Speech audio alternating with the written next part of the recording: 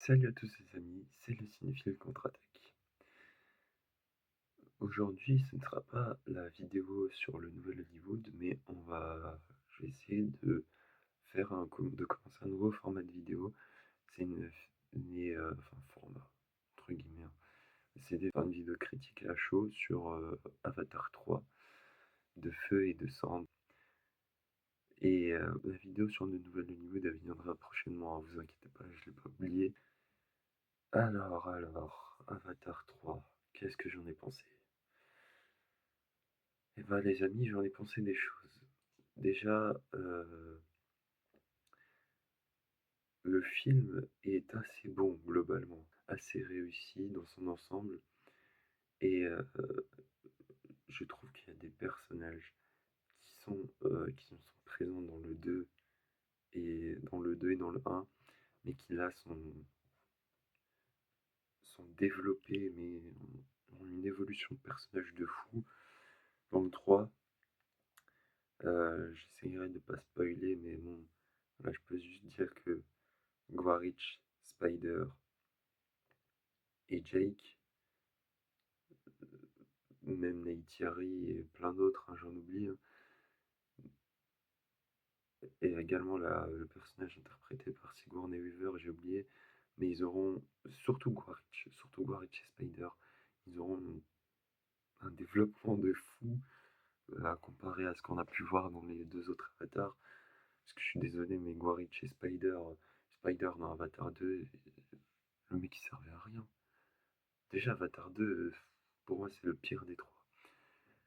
Et, mais là, on lui a créé tout un arc entre justement lui, Quaritch et Jake, et je trouve que la relation des trois, elle est incroyable. Genre, comparé à ce qu'on a pu avoir dans le 2, je suis désolé, mais le 3, il surclasse largement le 2 pour moi. Pas le 1, mais il surclasse le 2. Et donc, ouais, même Quaritch, ses intentions, pareil. Le mec est plus nuancé, il est plus. C'est moins les gros muscles, les gros méchants. Il est toujours le méchant, mais le mec, ouais, nuancé, il est plus complexe, malgré quelques redondances, tu vois. Et ensuite, ce que j'ai bien aimé, c'est que, en un sens, il est beaucoup moins contemplatif que les deux autres. Il est assez contemplatif, mais pas beaucoup. Et en même temps, il y a l'action qui level up de fou, mais ça, cette action, elle level up peut-être un peu trop. Parce que dans les points négatifs, en fait, l'action, en fait, l'action du film, elle est un peu à double tranchant dans le sens où ça peut contrecarrer, franchement, tout le contemplatif. Mais en fait, c'est comme si, genre, les scènes d'action du 1 et du 2, c'est comme s'il y avait que ces scènes d'action dans le 1 et dans le 2. Et genre, c'est. C'est. Ah, en fait, je suis parti avec des attentes et j'ai été déçu à genre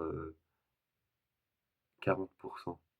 Parce qu'en fait, le film, il y a trop d'action et le montage, il est chelou.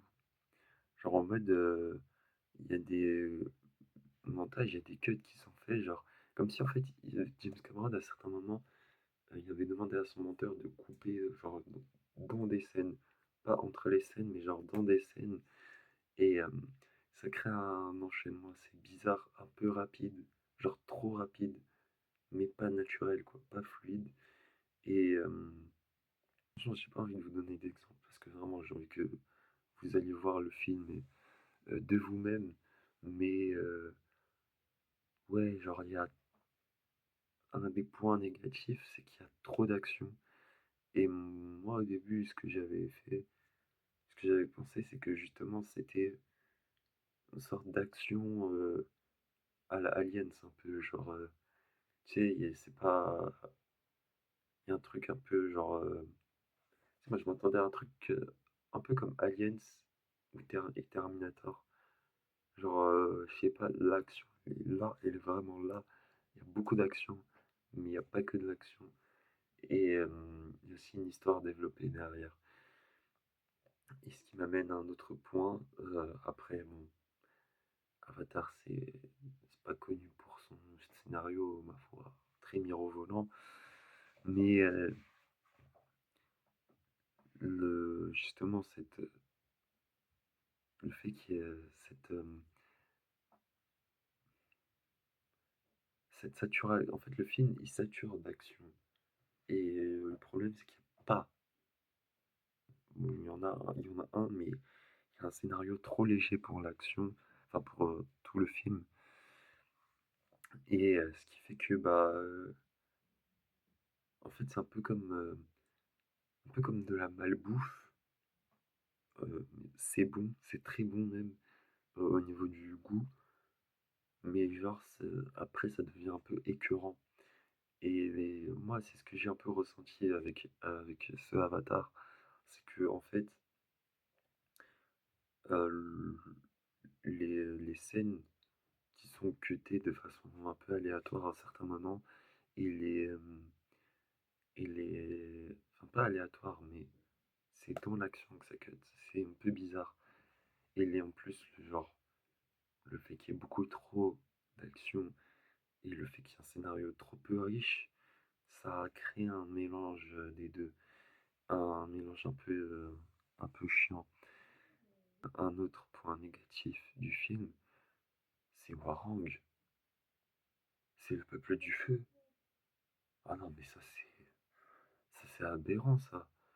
Le film, il est marketé, il est teasé avec ce personnage, avec la tribu du feu, les navis du feu, de feu et de cendre là, et on les voit genre 5 minutes. Non, allez, non, j'exagère, mais euh, on les voit genre vraiment trop peu de temps. Et en plus, le personnage de Warang, je suis désolé, mais il y a à partir d'un certain moment, il sert plus à rien. Ce personnage-là ne sert plus à rien dans le film.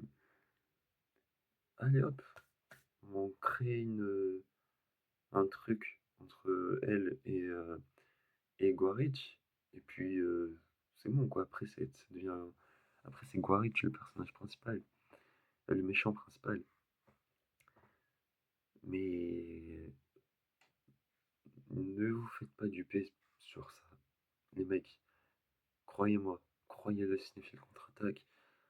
Ne vous faites pas duper sur ce truc. Pensez pas que vous allez voir genre le peuple du feu durant tout le film. Non, même ce film, en fait, il y a une Reddit du 2. Et genre, c'est même limite. C'est plus si ce film devra s'appeler La Voix de l'eau. Parce que déjà, 80% du film se passe sous l'eau. Et en plus, il y a toute une quête avec le personnage, le fils du personnage principal, Loak, si j'ai bien retenu son nom, qui a un lien avec l'eau et les Tulkun. Et ça, pareil, il y a encore un truc très Reddit, très. Il y a une réutilisation un peu des intrigues du 2 qui montre un peu une pauvreté dans le récit. Et ça, je trouve ça pas fou. Genre en mode vraiment, c'est pas genre, c'est pas original. En fait, c'est ça, le film, il est ambivalent. Moi en tout cas, comment je l'ai ressenti, c'est un peu ça. Et d'ailleurs, genre, ouais, ouais, en fait, c'est le film, je sais pas vous, mais moi j'ai du mal. Genre, ce film, il est bizarre parce que à la fois, genre, c'est pas éclaté. J'étais venu avec quelques attentes, en même temps, c'était pas mirobolant, mais en même temps, genre, j'espère sincèrement quand même voir d'autres projets que Avatar venant de James Cameron. Je crois qu'il y en a. Il y en a normalement, j'ai entendu parler d'un. d'un Terminator 7 et d'un autre film qui s'appelle The Last Train from Hiroshima, donc un film sur le mec qui a survécu aux deux bombardements nucléaires à Hiroshima et à Nagasaki. Et, et aussi, bon, Avatar 4 et Avatar 5, dont j'espère qu'ils n'en ressembleront pas aux autres Avatars. Mais ça, je vais pas vous mentir, je pense que à un moment, j'ai bien aimé le 3, hein. Je vous encourage à aller le voir. Mais je pense qu'à un moment, on va un peu, ouais, saturer d'Avatar, quoi. Si c'est tout le temps la même chose. En fait, c'est un film, ça c'est pour les trois films de la saga. C'est un film qu'on va voir genre que pour l'aspect technique.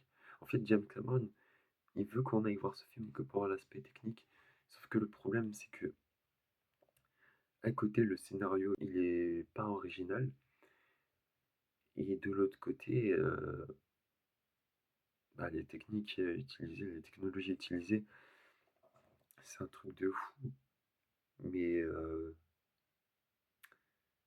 bah, faut développer l'arc narratif des personnages, quoi. Là, Quaritch, c'était incroyable. Spider, pareil. Jake, c'était assez bien, je trouve. Et même la fille, là, interprétée par Sigourney Weaver, je trouve que son arc, il était plutôt pas mal.